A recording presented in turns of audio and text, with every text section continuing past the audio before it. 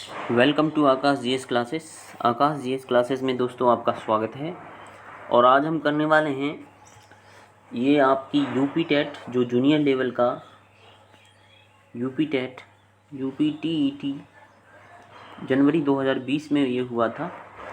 और ये आपका था जूनियर लेवल का सॉल्व पेपर, जूनियर लेवल का क्वेश्चन पेपर इसे सॉल्व करने वाले हैं। तो चलिए स्टार्ट करते हैं। और ये सभी क्वेश्चन आपके सभी प्रतियोगी परीक्षाओं के लिए इम्पोर्टेंट हैं। ऐसा नहीं है कि ये क्वेश्चन सिर्फ यूपी टेट में आए हैं तो सिर्फ यूपी टेट के लिए इम्पोर्टेंट है। सभी प्रतियोगी परीक्षाओं के लिए मोस्ट इम्पोर्टेंट क्वेश्चन है, ये मैंने खुद देखे हैं। चलिए स्टार्ट करते हैं। और ये एसएसटी का पार्ट है, ठीक है। इसमें इतिहास, भूगोल और आपके संविधान से रिलेटेड क्वेश्चन मिलेंगे। तो चलिए स्टार्ट करते हैं। पहला क्वेश्चन या 101वां क्वेश्चन, इससे पहले क्वेश्चन मैंने करवा दिए हैं 100 तक। तो पहला क्वेश्चन है 101वां, गोदावरी नदी निकलती है। तो बताइए गोदावरी नदी कहाँ से निकलती है। ऑप्शंस हैं नासिक से, बैतूल से, अमरकंटक से या महाबलेश्वर से। तो इसका सही उत्तर जो होगा वो होगा गोदावरी नदी जो है नासिक से निकलती है। कहाँ से निकलती है? नासिक से निकलती है। चलिए इसके बारे में कुछ एक्स्ट्रा फैक्ट जान लेते हैं। ये जो गोदावरी नदी है दोस्तों, गोदावरी नदी है, इसको हम दक्षिण भारत की गंगा भी कहते हैं। सबको पता है दक्षिण भारत की गंगा कौन सी नदी है? गोदावरी नदी है, दक्षिण भारत की गंगा, ठीक है। तो उत्पत्ति कहाँ से हुई है ये देख लेते हैं। नासिक से तो निकलती है। ये जो पश्चिमी घाट है, पश्चिमी घाट में त्रियंबक की पहाड़ियाँ हैं, त्रियंबक की पहाड़ियाँ हैं, ठीक है, वहाँ से निकलती है। और कौन सा डिस्ट्रिक्ट है? नासिक जिला है। अब इसकी कुछ सहायक नदियाँ हैं वो भी देख लेते हैं। गोदावरी की कुछ सहायक नदी हैं वो भी देख लेते हैं। तो इसकी सहायक नदी में प्राणहिता है, मंजिरा है, ठीक है, नोट कर लीजिएगा। मंजिरा है सहायक नदी, गोदावरी नदी की सहायक नदियाँ। और इंद्रावती है, इंद्रावती, ये इसकी सहायक नदियाँ हैं। और ये जो नदी है ये कहाँ? गोदावरी नदी जो महाराष्ट्र और तेलंगाना, ठीक है, और आंध्र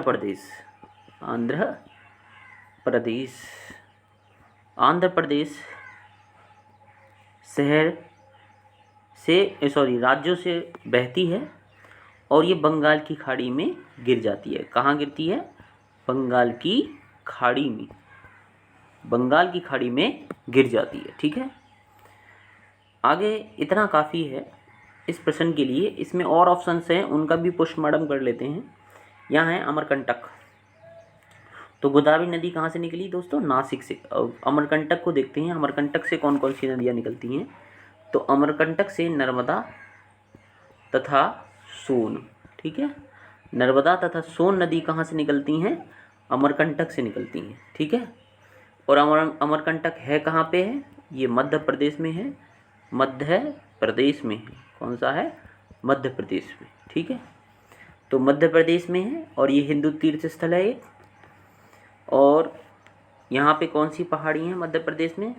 विंध्याचल और सतपुड़ा की पहाड़ी हैं, विंध्याचल तथा सतपुड़ा पहाड़ियाँ, सतपुड़ा, इनका आपने नाम ही सुना होगा, ठीक है। तो चलिए अगला हमारा जो ऑप्शंस है उसे भी देख लेते हैं दोस्तों पोस्टमार्टम करके। बैतूल, ये जो बैतूल है ये क्या है? ये बैतूल ये भी मध्य प्रदेश में ही है। कहाँ पे है? ये भी मध्य प्रदेश में ही है। और ये क्या है? इसमें मेन चीज़ है क्या? बैतूल जो जिला है वो सतपुड़ा पर्वत के पहाड़ पर स्थित है, इतना जान लीजिए, ठीक है। इतना काफ़ी है। चलिए आगे चलते हैं, प्रश्न संख्या 2 पर चलते हैं। तो प्रश्न संख्या 1 हमने कंप्लीट कर लिया। अब प्रश्न संख्या 2 है, सुएज नहर जोड़ती है। सुएज नहर किस किस को जोड़ती है? सबको पता होगा। ऑप्शन इस प्रकार हैं, भूमध्य सागर अटलांटिक सागर को, लाल सागर और अरब सागर को, भूमध्य सागर और लाल सागर को, कि भूमध्य सागर और अरब सागर को। तो इसका सही उत्तर है सुएज नहर, जो जोड़ती है भूमध्य सागर और लाल सागर को जोड़ती है। कौन कौन से सागर को जोड़ती है? भूमध्य सागर और लाल सागर को कौन सी नहर जोड़ती है? सुएज नहर जोड़ती है। ठीक है, 102वां प्रश्न का यही राइट आंसर है। यानी भूमध्य सागर यानी मेडिटेरियन सी और रेड सी को जोड़ती है सुएज नहर। सुएज नहर के बारे में कुछ एक्स्ट्रा फैक्ट जान लेते हैं कि सुएज नहर के बारे में है क्या। सबसे मेन एक्स्ट्रा फैक्ट है, ये जो है ये एक कृत्रिम नहर है। कैसी नहर है? कृत्रिम नहर, यानी इसका निर्माण जो है इंसानों ने किया है। ठीक है, it is a artificial canal. ठीक है, अब आगे चलते हैं दोस्तों। प्रश्न संख्या हमारा 102 हुआ कंप्लीट। 103वें पे चलते हैं, जो बड़ा ही इंटरेस्टिंग क्वेश्चन है। प्रश्न संख्या 103, निम्नलिखित में से कुछ प्रश्न को आप समझ लेना, ये प्रश्न आपको समझ में आ जाए तो ठीक है। निम्नलिखित में से कौन सा या कौन से ताप व्युत्क्रमण के लिए आदर्श स्थितियां हैं? इंग्लिश में अच्छा समझ में आएगा। Which of the following is or are the ideal condition for temperature inversion. अब इंग्लिश में समझिए और हिंदी में भी समझिए। पहले प्रश्न समझिए, उसके बाद आप उत्तर दीजिएगा। ताप व्युत्क्रमण, इंग्लिश हिंदी में थोड़ा कठिन लग रहा है लेकिन हो जाएगा, ऐसी बात नहीं हिंदी में ना हो। यहाँ लिख रहा है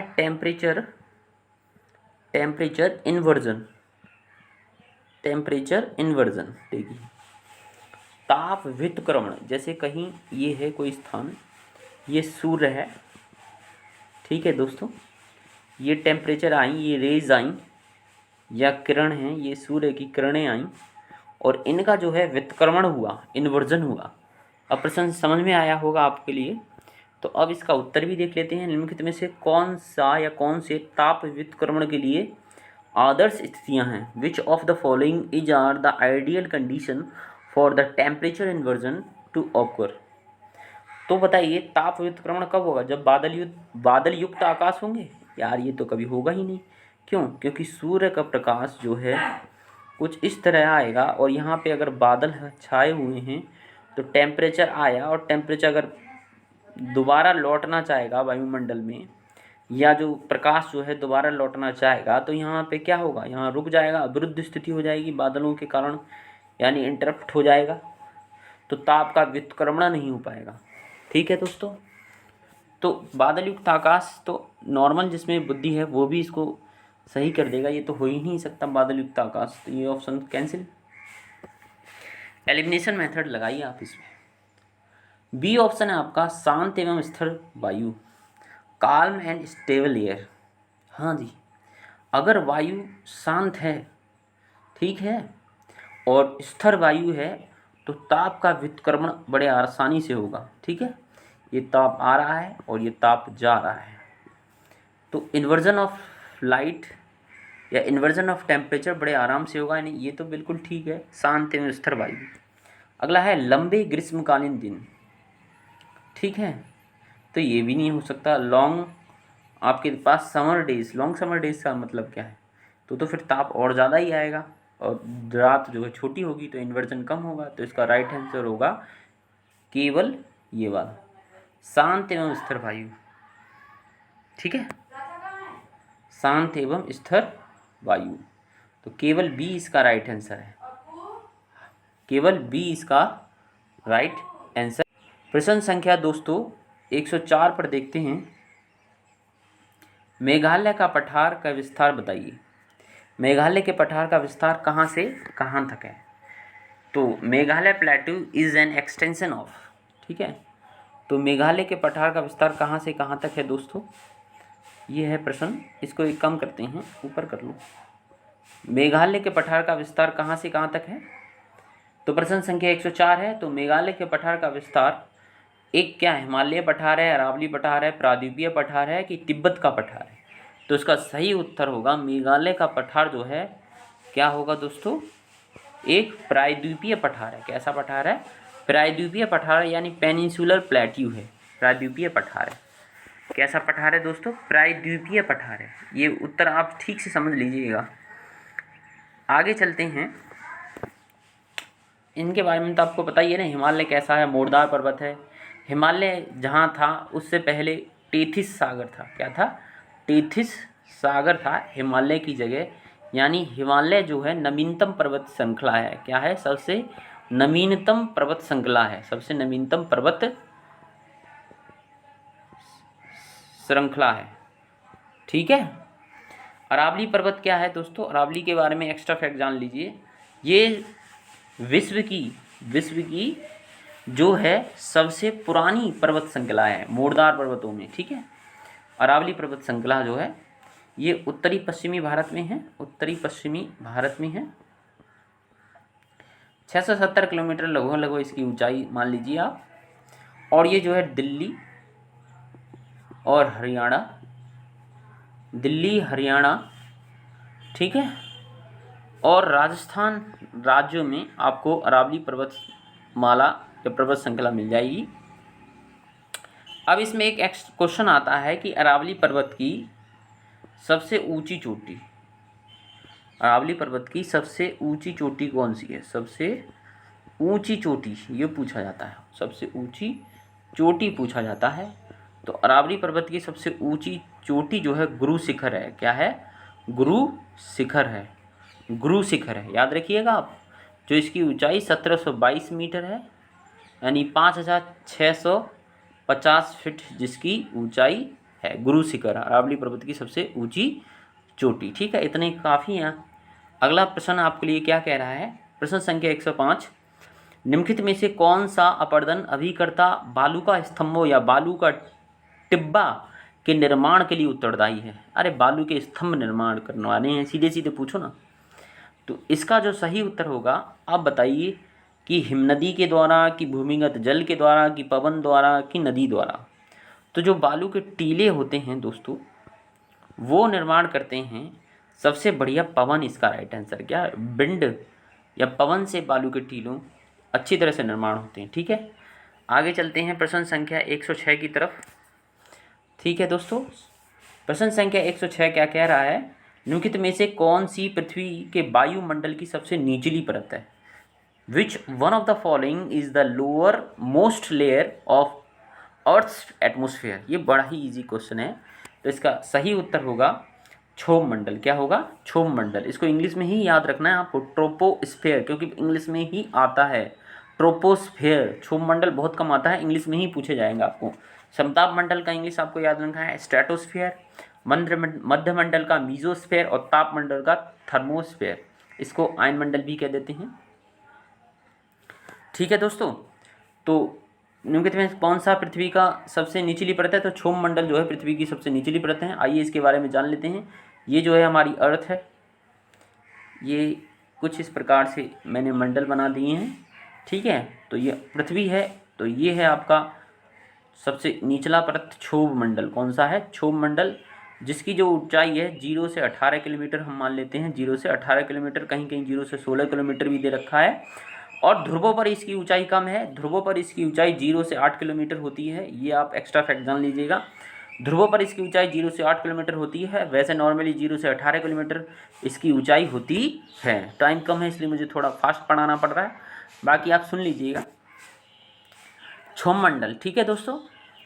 अब इसका जो तापमान होता है वो 15 डिग्री सेंटीग्रेड से -56 डिग्री सेंटीग्रेड तक होता है। ये कोई दिक्कत नहीं है, ऐसी कोई बात नहीं है। इसमें मेन पॉइंट आपको बताना है कि समस्त मौसमी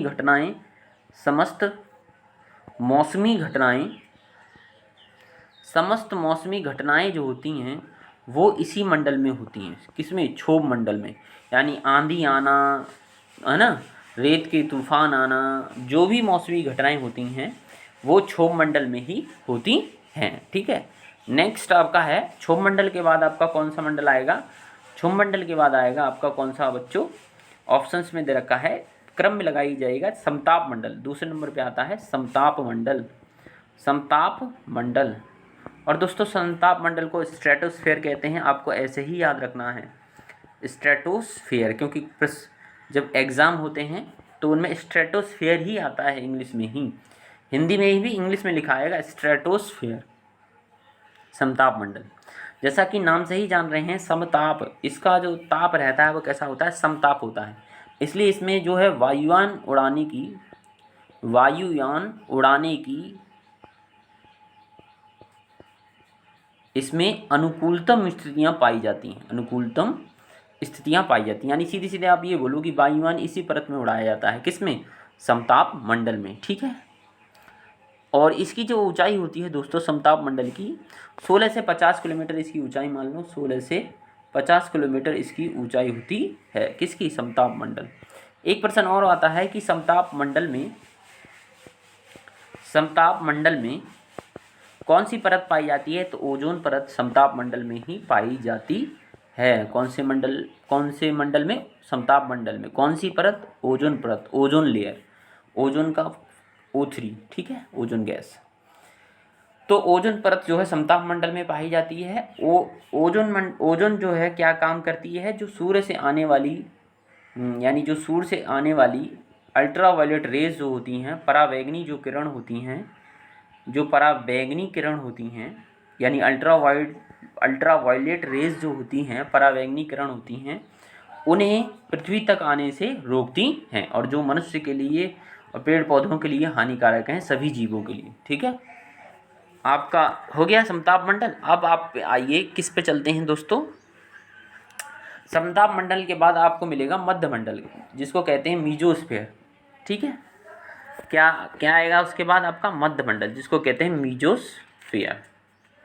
समताप मंडल के बाद 50 से 65 या 60 किलोमीटर इसकी ऊंचाई मान लीजिए। निम्नतम ऊंचाई और अधिकतम ऊंचाई जो होती है इसकी होती है 50 से 80 किलोमीटर, यानी नॉर्मली आप इसे 50 से 80 किलोमीटर ऊंचाई तक मान लीजिए, ठीक है। किसको, मध्य मंडल को, मीजोस्फीयर को, ठीक है। इतना काफ़ी है। बाकी यहाँ पे दे रखा है, अगला है तापमंडल, थर्मोस्फीयर, ठीक है दोस्तों। तो तापमंडल के बारे में मैं आपको क्या बताऊँ, जो तापमंडल होता है इसको कहते हैं, इंग्लिश में कहते हैं थर्मोस्फीयर। और एक और प्रश्न मैं भूल रहा हूँ इसमें, जो हाँ ठीक है याद आया, जो तापमंडल से जो होती हैं इसको आयन मंडल भी कहते हैं, आयन मंडल, अब याद आया, इसको आयन मंडल भी कहते हैं दोस्तों। और जो समस्त जो रेडियो तरंगे जो होती हैं, रेडियो तरंगे जो होती हैं वो जो है पृथ्वी से आयन मंडल तक जाती हैं और फिर दोबारा से लौट कर पृथ्वी तक आती हैं, ठीक है। आदि रेडियो तरंगों का जो वो होता है, विकर्षण होता है, वो आयन मंडल से होता है, ठीक है। आगे चलते हैं दोस्तों, इतना पोस्टमार्टम काफ़ी है। प्रश्न संख्या 107 पर चलते हैं, और प्रश्न संख्या 107 कह रही है दोस्तों, निम्नलिखित में से कौन सी गर्म धारा है, which one of the following is a warm current. बहुत ही अच्छा क्वेश्चन है, और मेनली ज़्यादातर जो प्रतियोगी परीक्षाएं होती हैं उनमें आता है। बताइए कौन सी गर्म धारा है। आगे पहला है कनारी धारा, दूसरा है लैब्राडोर धारा, तीसरा है क्यूरेशिया की धारा, और चौथा है कुराइल धारा। Canary current, Labrador current, Kuroshio current की क्यूराइल करंट।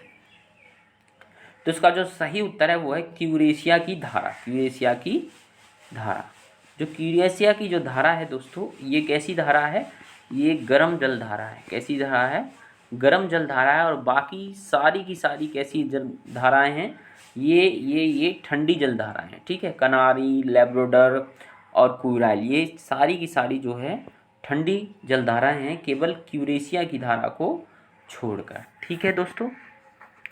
तो आगे क्या बताऊं मैं आपके बारे में, और लैब्राडोर के बारे में बता देते हैं। जो लैब्राडोर धारा है वो अंध महासागर से बहने वाली ठंडी महासागरीय धारा है। कहाँ से, अंध महासागर से बहने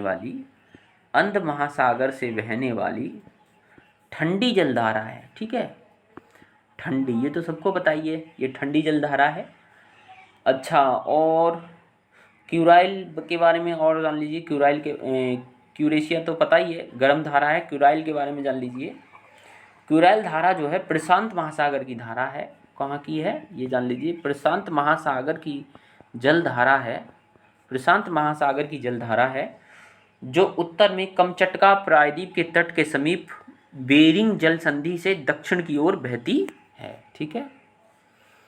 तो आगे जान ली, इतना काफ़ी है। बाकी प्रश्न संख्या अब चलते हैं दोस्तों 108 पर चलते हैं। प्रश्न संख्या 108 है, निम्नलिखित में से कौन सा परिवहन का सबसे सस्ता साधन है। Which one of the following is the cheapest means of transport. बहुत ही ईजी क्वेश्चन है। जल परिवहन कभी भी सस्ता नहीं हो सकता, सड़क परिवहन, वायु परिवहन और रेल परिवहन। ये आप नॉर्मल अपनी दैनिक जिंदगी से सोचिए।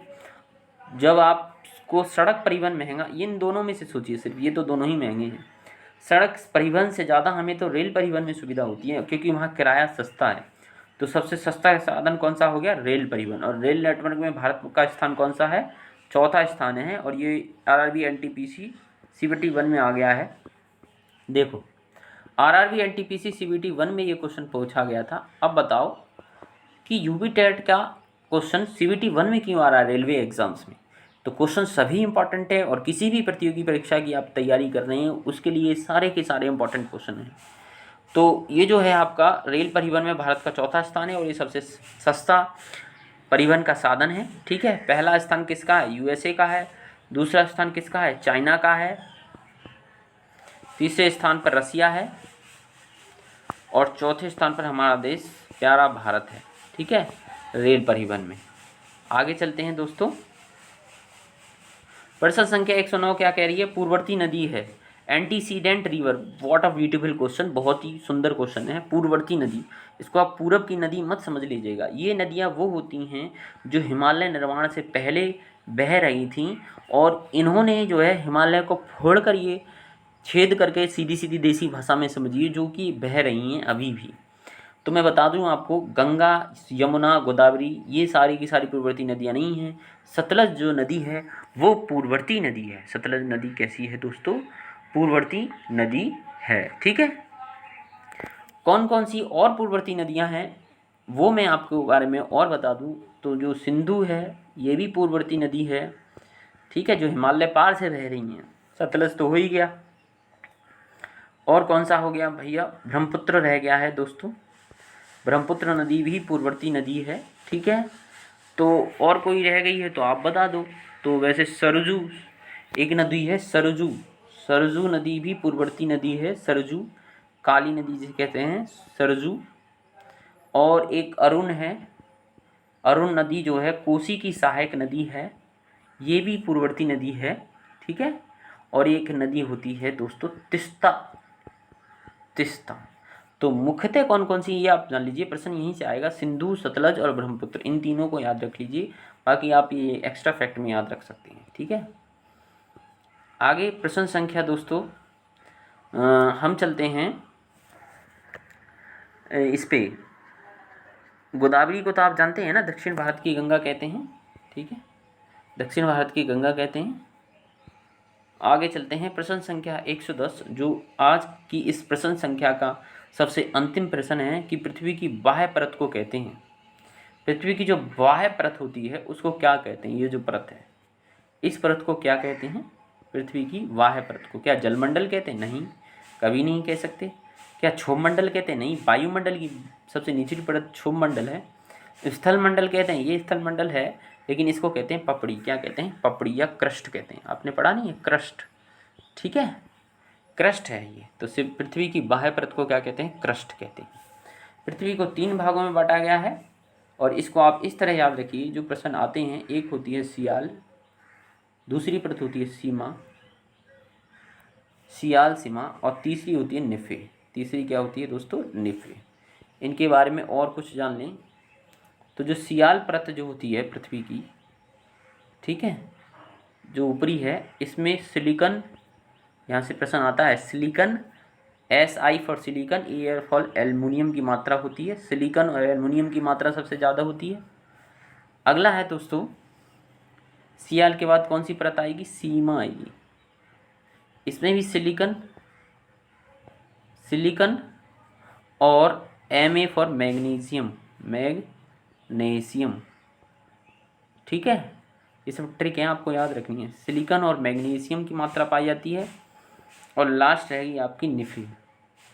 निफे में आप तोड़िए यहाँ से NI फॉर निकल। ठीक है, NI फॉर निकल। और FE को आपको पता है किसका सूत्र होता है? आयरन का। तो सबसे अंतिम निफिन में क्या पाया जाता है? आयरन और निकल की मात्रा पाई जाती है। तो 3 परत, सियाल, सीमा और निफे, आप याद रखिएगा। तो धन्यवाद आज की इस प्रश्न श्रृंखला के लिए। आपको ये बहुत पसंद आई हुई, ऐसी आशा करता हूँ।